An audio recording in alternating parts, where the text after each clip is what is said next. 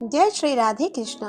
आज के इस वीडियो में हम आपके लिए गणाधिप संकष्टी व्रत की कथा लेकर आए हैं। तो कथा शुरू करते हैं। इससे पहले अगर आप चैनल में नए हैं तो चैनल को सब्सक्राइब कर लें और वीडियो को लाइक और शेयर करना ना भूलें। त्रेता युग में दशरथ नामक एक प्रतापी राजा थे। उन्हें शिकार करना बेहद अच्छा लगता था। एक बार अनजाने में उनसे एक श्रवण कुमार नामक ब्राह्मण का वध हो गया।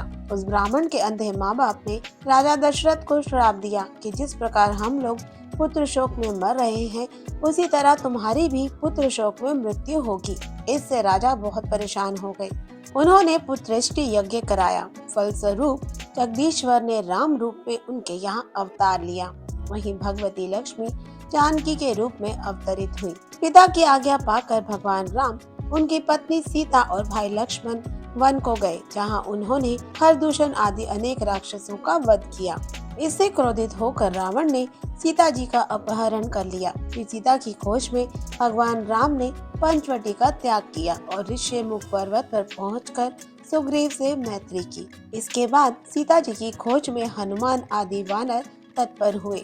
उन्हें ढूंढते ढूंढते गिरिराज संपाति को देखा। वानरों को देखकर संपाति ने उनकी पहचान पूछी। कहा कि तुम कौन हो, इस वन में कैसे आए हो, किसने तुम्हें भेजा है।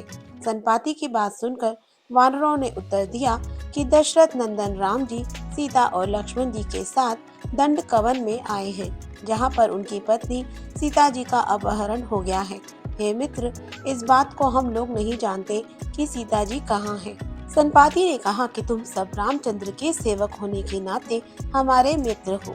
सीता जी का जिसने हरण किया है वह मुझे मालूम है। सीता जी को बचाने के लिए मेरा छोटा भाई जटायु अपने प्राण गंवा चुका है। यहाँ से थोड़ी ही दूर पर ही समुद्र है और समुद्र के उस पार राक्षस नगरी है।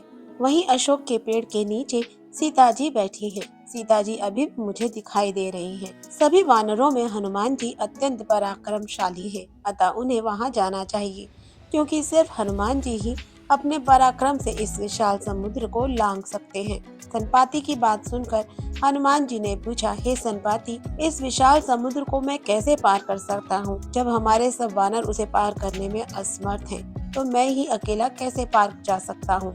संपाति ने हनुमान जी को उत्तर दिया कि हे मित्र, आप संकट नाशक गणेश चतुर्थी का व्रत करो। उस व्रत के प्रभाव से आप समुद्र को क्षण भर में पार कर लोगे। संपाति के आदेश पर ही हनुमान भगवान ने संकट चतुर्थी के उत्तम व्रत को किया। इसके प्रभाव से हनुमान जी क्षण भर में ही समुद्र को लांघ गए।